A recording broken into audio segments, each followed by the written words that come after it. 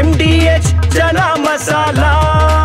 ಈಗ ಕಡಲೆ ಇರಲಿ, ಹಲಸಂದೆ ಬೀಜ, ಕಪ್ಪು ಕಡಲೆ ಅಥವಾ ಬಿಳಿ ಕಡಲೆ, ಎಲ್ಲವೂ ಸ್ವಾದಿಷ್ಟವಾಗುತ್ತೆ.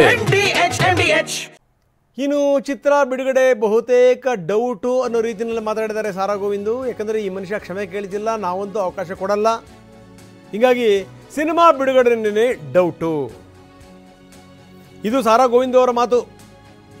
ಸಾರಾ ಗೋವಿಂದು ಹಿಂದೆ ಫಿಲ್ಮ್ ಚೇಂಬರ್ನ ಅಧ್ಯಕ್ಷರಾಗೂ ಕೂಡ ಕೆಲಸ ಮಾಡಿದ್ದಾರೆ. ಈ ರೀತಿ ಭಾಷೆಗೆ ಏನಾದರೂ ಅವಮಾನ ಆದರೆ ಸಹಿಸೋಕ್ಕೆ ಸಾಧ್ಯನಾ?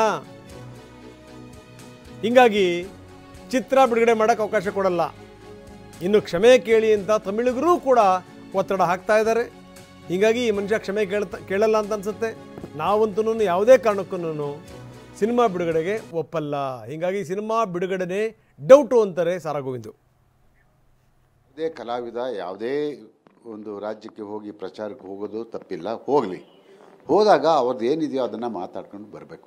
ಅವ್ರ ಪ್ರಚಾರದ ಬಗ್ಗೆ ಮಾತಾಡಬೇಕು, ವಿನಃ ಚಿತ್ರದ ಬಗ್ಗೆ ಮಾತಾಡಬೇಕು, ಅವರ ತಂಡದ ಬಗ್ಗೆ ಮಾತಾಡಬೇಕು. ಅದನ್ನು ಬಿಟ್ಟು ತಮಿಳಿನಿಂದ ಕನ್ನಡ ಹುಟ್ಟಿದೆ ಅಂತಾರಲ್ಲ, ಇದನ್ನು ಯಾರು ಸಹಿಸ್ಕೊಳ್ಳಿಕ್ಕೆ ಸಾಧ್ಯ ಇದೆ? ಸಹಿಸ್ಕೊಳ್ಳೋದಿಲ್ಲ.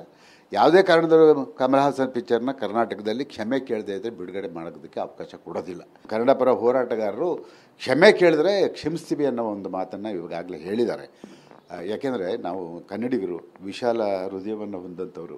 ಯಾವುದೇ ಸಂದರ್ಭದಲ್ಲಿ ಒಬ್ಬ ವ್ಯಕ್ತಿ ತಪ್ಪು ಮಾಡಿದಾಗ ಆ ಕ್ಷಮೆ ಅಂತ ಕೇಳಿದಾಗ ಅದನ್ನು ಒಪ್ಕೋಬೇಕಾಗಿದ್ದು ನಮ್ಮದು ಧರ್ಮ ಕೂಡ. ನಾವು ಹೆಂಗೆ ಗಟ್ಟಿಯಾದಂಥ ನಿರ್ಧಾರ ತೊಗೊಂಡಿದ್ದೀವೋ, ನನಗೆ ಬಂದಂಥ ಮಾಹಿತಿ ಅಲ್ಲಿಯ ತಮಿಳುನಾಡಿನ ಜನ ಕೂಡ ಯಾವುದೇ ಕಾರಣದಲ್ಲೂ ಕ್ಷಮೆ ಕೇಳಬೇಡಿ ಅಂತ ಒತ್ತಡವನ್ನು ಹೇಳ್ತಾ ಇದ್ದಾರೆ ಅಂತ ನನಗೆ ಮಾಹಿತಿ ಬಂತು. ಇವತ್ತೇನೋ ಒಂದು ನಿರ್ಧಾರಕ್ಕೆ ಬಂದಿದ್ದಾರೆ, ಬರ್ತೀವಿ ಅಂತ ಏನೋ ಹೇಳಿದ್ರಂತೆ. ಅದು ಸರಿಯಾದ ಮಾಹಿತಿ ನನಗೂ ಇಲ್ಲ. ಅವ್ರು ಹೇಳಿದ್ದು ಡಿಸ್ಟ್ರಿಬ್ಯೂಟ್ರು. ಹಾಗಾಗಿ ನೋಡೋಣ ಅವ್ರು ಏನು ಮಾಡ್ತಾರೆ ಅಂತ ಹೇಳಿಬಿಟ್ಟು. ಯಾಕೆ ಅಂತ ಹೇಳಿದ್ರೆ ಹಣ ಆಗದಂಥವ್ರು, ಅವ್ರಿಗೂ ಕೂಡ ಕಷ್ಟ ಆಗುತ್ತೆ. ಆದರೆ ಕಷ್ಟ ಆಗೋದ್ರ ಜೊತೆಗೆ ಕರ್ನಾಟಕದಲ್ಲಿ ಕನ್ನಡ ದುಡಿದು ಅದಕ್ಕಿಂತ ದೊಡ್ಡವ್ರು ಯಾರೂ ಇಲ್ಲ.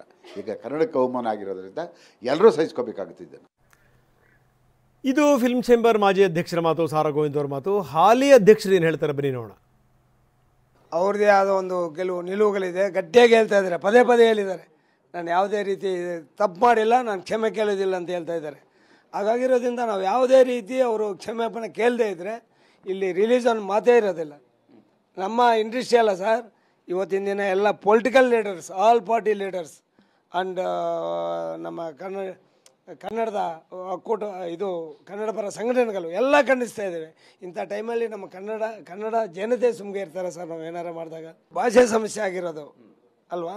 ಹಾಗಾದ್ರಿಂದ ನಾವು ಯಾವುದೇ ರೀತಿ ಇದಕ್ಕೆ ಪ್ರೋತ್ಸಾಹ ಕೊಡೋದಿಲ್ಲ.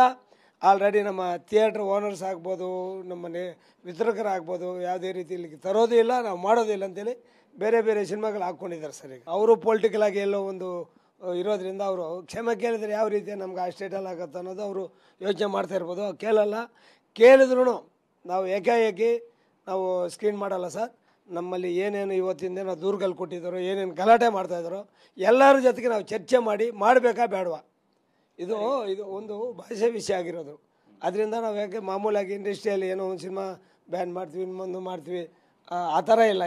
ಇದು ದೊಡ್ಡ ವಿಷಯ ಆಗಿರೋದ್ರಿಂದ ಇದನ್ನು ನಾವು ಸಲೀಸಾಗಿ ಎಲ್ಲರ ಜೊತೆಗೆ ಚರ್ಚೆ ಮಾಡಿನೇ ಮತ್ತೆ ಅವಕಾಶ ಕೊಡ್ತೀವಿ ಸರ್. ನಮಗೆ ಕಮಲ್ ಹಾಸನ್ ದುಬೈಯಲ್ಲಿದ್ದಾರೆ, ಅವರು ಬಂದ ತಕ್ಷಣ ನಾವು ನಿಮಗೆ ತಿಳಿಸ್ತೀವಿ ಅಂತ ಹೇಳಿದ್ದಾರೆ ಸರ್. ನಾಳೆ 11 ಗಂಟೆಗೆ ಇಲ್ಲಿಗೆ ಬರ್ತಾಯಿದ್ದಾರಂತೆ ಚೆನ್ನೈಗೆ ಬಂದ ತಕ್ಷಣ ನಮಗೆ ಅವರು ಭೇಟಿ ಆಗ್ಬಿಟ್ಟು ನಮಗೆ ವಿಷಯಗಳು ತಿಳಿಸ್ತಾರೆ. ಇವತ್ತು ಯಾವುದ್ರ ಮುಖ ವಾಹ್, ಯಾಕೆ ಈಗ ಬಂತ ಸ್ವಾದ? ಖಂಡಿತ ಈಗ ಬಂತು ಅಸಲಿ ಸ್ವಾದ. MDH chunky chaat masala life ಅಲ್ಲಿ ಅಸಲಿ ಸ್ವಾದ ತರುತ್ತೆ. ಅಸಲಿ ಮಸಾಲ, ಎಸ್ ಎಸ್ MDH.